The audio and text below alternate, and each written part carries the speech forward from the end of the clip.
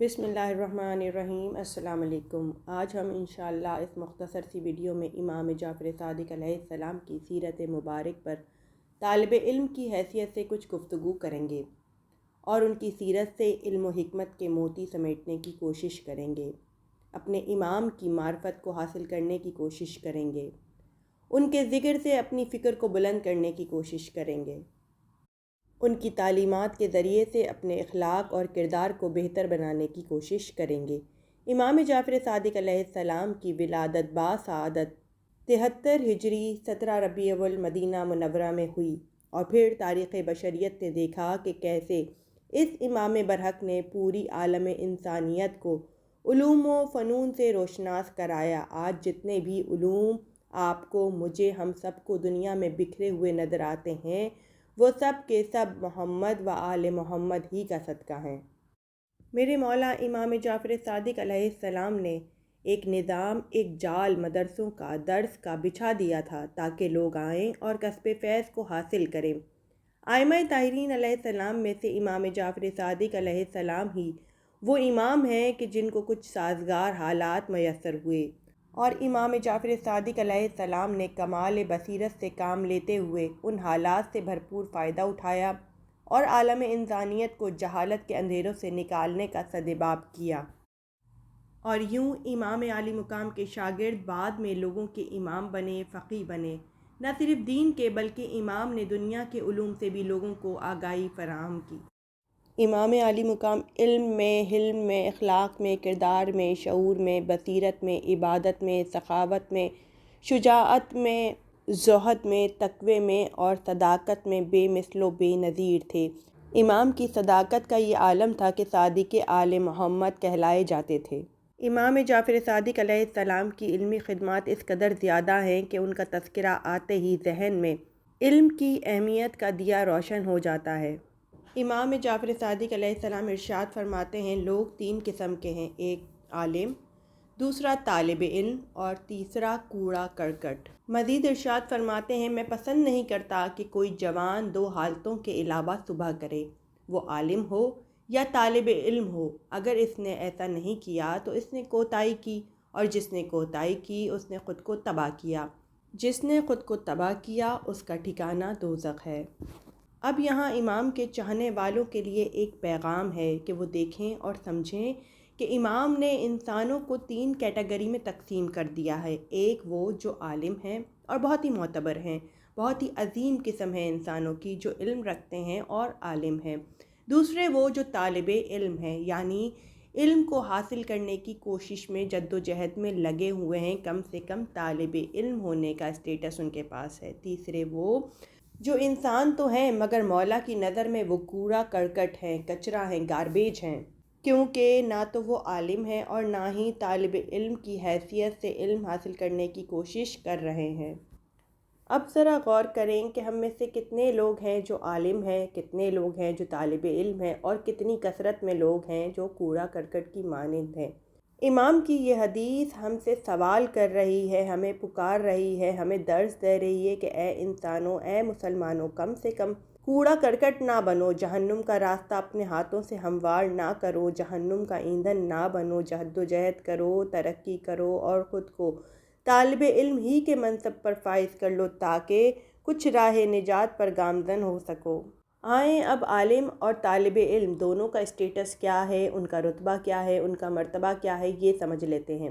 میرے اور آپ کے مولا امام المتقین علی ابن ابی طالب علیہ السلام ارشاد فرماتے ہیں، علماء کے پاس 1 گھنٹہ بیٹھنا 1000 سالوں کی عبادت سے افضل ہے۔ جانتے ہیں کیوں؟ اس لیے کہ عالم کی باتوں سے، صحبت سے، تعلق سے، گفتگو سے انسان کے اندر آہستہ آہستہ تبدیلی رونما ہونا شروع ہو جاتی ہے اور انسان روحانی اعتبار سے بلند ہونے لگتا ہے، اسے غور و فکر کرنے کا طریقہ اور سلیقہ حاصل ہو جاتا ہے، اس کے اندر انقلاب برپا ہو جاتا ہے، اس کے علم میں اضافہ ہونے لگتا ہے، اور عالم کے علم کے نور سے آس پاس بیٹھنے والوں کی، صحبت میں رہنے والوں کے، درس سننے والوں کے قلوب بھی علم کے نور سے روشن اور منور ہونے لگتے ہیں۔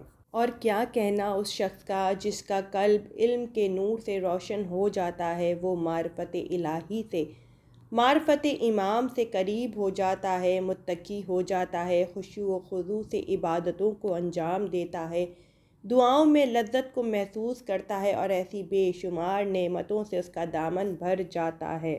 اسی لیے تو امام عالی مقام نے فرمایا کہ علماء کے پاس 1 گھنٹہ بیٹھنا 1000 سالوں کی عبادت سے افضل ہے۔ آئیں اب ایک طالب علم کی فضیلت کیا ہے، اس کا مقام کیا ہے، اس کا رتبہ کیا ہے، اس کا اسٹیٹس دین اسلام میں کتنا بلند ہے، اس پر بھی ایک نظر ڈال لیتے ہیں۔ رسول اللہ صلی اللہ علیہ وآلہ وسلم نے ارشاد فرمایا، جاہلوں کے درمیان طالب علم اس طرح ہے جس طرح مردوں کے درمیان زندہ۔ یہ حدیث بہت ہی عام اور سادہ طریقے سے واضح کر رہی ہے کہ جو طالب علم ہے دراصل وہی زندہ ہیں، اور جو علم کو حاصل نہیں کر رہے ہیں، بس زندگی گزار رہے ہیں، سانسیں لے رہے ہیں، دراصل وہ سانسیں تو لے رہے ہیں، زندہ نظر تو آ رہے ہیں، مگر مردوں جیسی زندگی کو گزار رہے ہیں، اور ان کا شمار مردوں میں کیا جا رہا ہے۔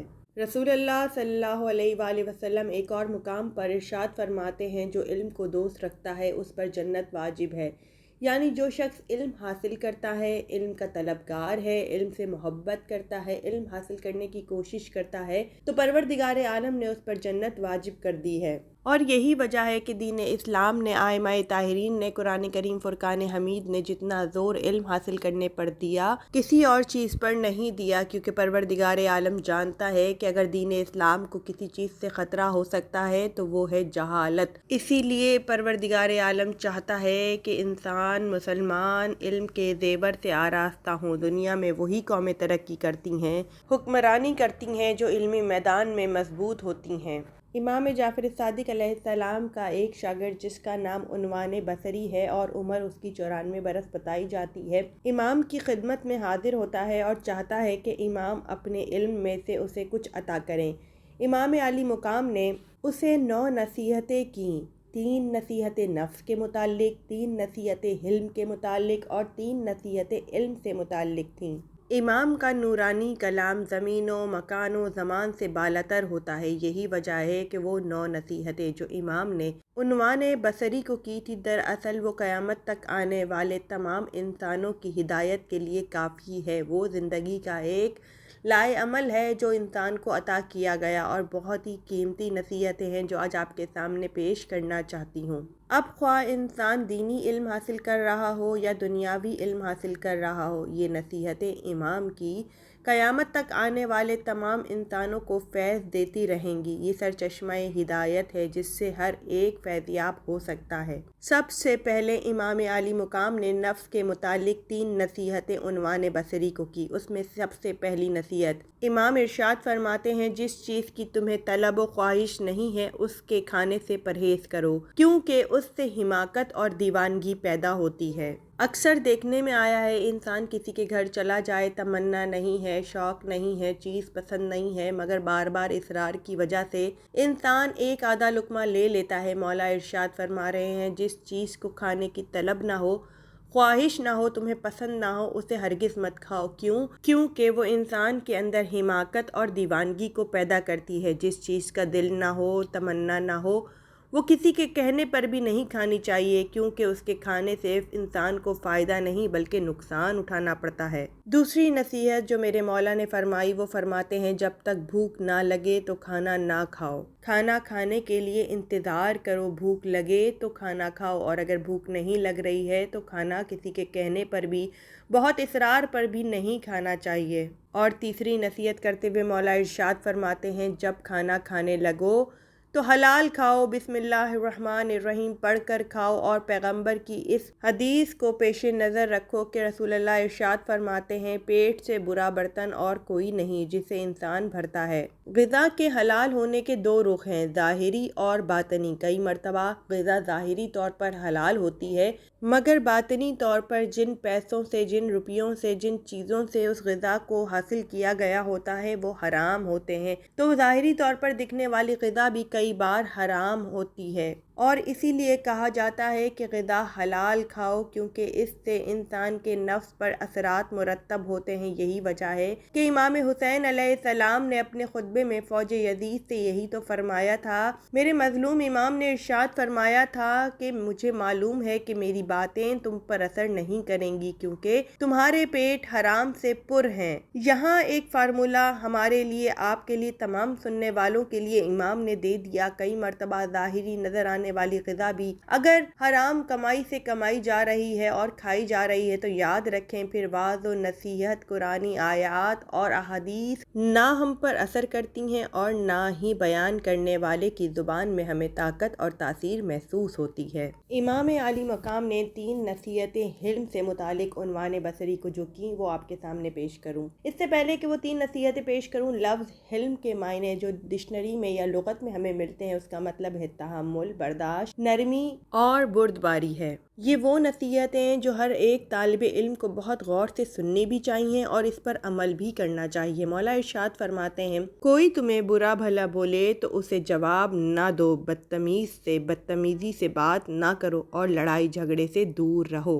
امام عالی مقام فرما رہے ہیں کہ لڑائی جھگڑے سے دور رہو، مگر آج کل ہم اور آپ کیا کر رہے ہیں؟ چھوٹی چھوٹی باتوں کو لے کر بغض، عداوت، کینہ پروری سے کام لیتے ہیں، چھوٹی چھوٹی باتوں کا رائی کا پہاڑ بناتے ہیں اور لڑائی جھگڑے کو خود کریٹ کرتے ہیں، خود پیدا کرتے ہیں، خود پروان چڑھاتے ہیں۔ اور پھر افسوس کی بات ہے کہ مومن کے کئی دن ان لڑائی جھگڑوں کی نظر ہو جاتے ہیں۔ دوسری نصیحت حلم سے متعلق جو امام جعفر صادق علیہ السلام نے اپنے شاگرد عنوان بصری کو کی، وہ بھی بہت ہی خوبصورت ہے۔ مولا ارشاد فرماتے ہیں، جو تمہیں گالی دے اس سے کہو کہ اگر تم اپنی بات میں سچے ہو تو میری دعا ہے کہ اللہ تعالیٰ مجھے معاف کرے، اور اگر تم جھوٹ بول رہے ہو تو خدا سے درخواست کرتا ہوں کہ تمہیں معاف کر دے۔ یعنی مولا چاہتے ہیں کہ ان کے چاہنے والے گالی کا جواب گالی سے نہیں دیں بلکہ دعا سے دیں۔ ہم اور آپ کیا کر رہے ہیں؟ ایک گالی کے بدلے 10 گالیاں دیتے ہیں اور اس کے بعد شرمندہ بھی نہیں ہوتے ہیں۔ یہ لمحہ فکریہ ہے میرے لیے، ہم سب کے لیے، ان تمام لوگوں کے لیے جو امام جعفر صادق علیہ السلام کے چاہنے والے ہیں، ماننے والے ہیں۔ امام عالی مقام نے تیسری نصیحت یوں فرمائی، اگر کوئی تمہیں بیہودہ انداز میں دھمکی دے تو اس کے ساتھ شفقت اور خیر خواہی سے پیش آؤ۔ امام کی ان تینوں نصیحتوں سے واضح ہو رہا ہے کہ امام چاہتے ہیں کہ طالب علم کے اندر تحمل ہو، بردباری ہو، برداشت ہو، لڑائی جھگڑے سے دوری اختیار کرے اور اچھے عمل اور اچھے کردار کا مظاہرہ کرے۔ ان 6 نصیحتوں کے بعد امام نے علم سے متعلق 3 نصیحتیں عنوان بصری کو کی۔ اس سے پہلے کہ وہ نصیحتیں بیان کروں، میں یہاں پر یہ کہنا چاہتی ہوں کہ مولا نے بہت ہی خوبصورت ایکویشن ہے جو انسان کو بنا کر دے دی۔ ان نصیحتوں سے واضح ہو گیا جب تک انسان اپنے نفس پر حلم کا حل نہیں چلائے گا تب تک علم و حکمت کی فصل پروان نہیں چڑھ سکے گی۔ جس طرح پانی حاصل کرنے کے لیے ہم آکسیجن اور ہائیڈروجن 2 گیسوں کو ملاتے ہیں تو کہیں جا کر ہمیں لیکوڈ واٹر حاصل ہوتا ہے، اسی طریقے سے اگر ہم علم حاصل کرنا چاہتے ہیں تو ہمیں اپنے نفس پر حلم کا حل چلانا ہوگا۔ امام کی ان 6 نصیحتوں سے دل کے زمین کو نرم کیا جائے اور پھر اس پہ علم کا بیج بویا جائے تو 1-2 پھول نہیں کھلتے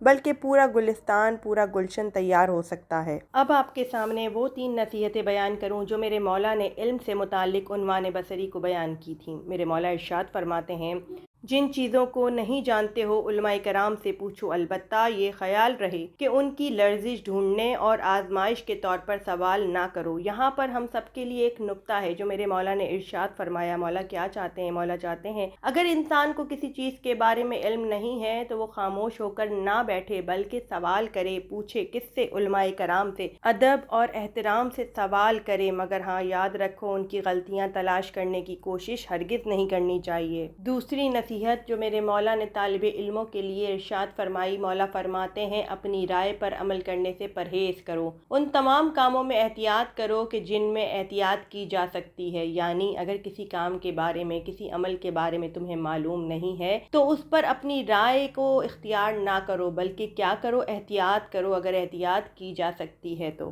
آج کل ہم سب کو اپنی رائے دینے کا بہت شوق ہے، یہ جانے بغیر کہ ہماری رائے صحیح ہے یا غلط دے دیتے ہیں۔ اس سے بہت بہتر ہے کہ انسان یہ کہہ دے کہ مجھے نہیں معلوم، کیونکہ مجھے نہیں معلوم یہ جملہ یہ واضح کر رہا ہے کہ ہمارے پاس آدھا علم ہے، اور جسے یہ معلوم ہو جائے کہ اسے نہیں معلوم ہے وہ انسان عافیت کو اختیار کرتا ہے اور کسی بھی مسئلے کی غلط تشہیر کا ذریعہ نہیں بنتا۔ تیسری نصیحت جو میرے مولا نے ارشاد فرمائی، وہ فرماتے ہیں فتویٰ دینے سے یوں راہ فرار اختیار کرو جیسے شیر سے ڈر کر بھاگتے ہو، اور اپنی گردن کو لوگوں کے لیے پل نہ قرار دو۔ آخری جملہ مولا کا انتہائی خوبصورت جملہ ہے۔ مولا فرماتے ہیں ہر جگہ بیٹھ کر فتوے دینے سے پرہیز کرو، اس طرح پرہیز کرو جیسے شیر آ جاتا ہے اور انسان بھاگ دوڑ کر اپنی جان بچاتا ہے، اسی طرح فتویٰ دینے سے اپنی جان کو بچاؤ، کیونکہ یہ کام علماء کرام اور مجتہدین کا ہے۔ ایک عام انسان اور ایک عام طالب علم کو اتنی بڑی ذمہ داری کو اپنے کندھے پر نہیں لینا چاہیے۔ یہ وہ 9 نصیحتیں ہیں جو میرے مولا نے عنوان بصری کو کی، مگر ان کے چاہنے والوں کے لیے اس میں عظیم درس پوشیدہ ہے۔ اگر میں اور آپ طالب علم کی حیثیت سے جینا چاہتے ہیں اور طالب علم کی حیثیت سے مرنا چاہتے ہیں تاکہ کوڑا کرکٹ نہ بنے، جہنم کا ایندھن نہ بنے، تو ہمیں اپنے امام کی ان باتوں پر عمل کرنا ہوگا، اپنے نفس کو ہموار کرنا ہوگا، اپنے حلم اور بردباری کو بڑھانا ہوگا، پھر کہیں جا کر علم کی دولت سے، علم کے زیور سے، علم کے نور سے ہمارا قلب منور ہو سکے گا۔ اگر کوئی طالب علم یہ سمجھتا ہے کہ اپنے نفس پر قابو پائے بغیر، حلم اور بردباری کو اختیار کیے بغیر وہ علم کے زیور سے آراستہ ہو سکتا ہے تو یہ ناممکن عمل ہے۔ اسی لیے تمام طالب علموں سے گزارش کرتی ہوں کہ ان نصیحتوں کو سنیں، ان نصیحتوں کو لکھیں اور لکھ کر دیوار پر لگا لیں، آتے جاتے ان کی زیارت کریں، کیونکہ امام کا ایک ایک لفظ، ایک ایک حرف ہماری اور آپ کی ہدایت کے لیے ہے۔ یہ نورانی کلام ہے، خود بخود یہ آہستہ آہستہ میرے اور آپ کے وجود میں اتر جائے گا اور ہم خود بخود اس پر عمل کرنے پر آمادہ ہو جائیں گے۔ آخر میں اپنے پاک پروردگار عالم سے تمام طالب علموں کے حق میں اور خود اپنے لیے دعا کرتی ہوں، پروردگار عالم وہ علم عطا فرما جو فائدہ مند ہو، وہ علم عطا فرما جو دلوں کو، قلوب کو منور کر دے، وہ علم عطا فرما جو ہمارے عمل میں بھی نظر آئے۔ آمین۔ خدا حافظ۔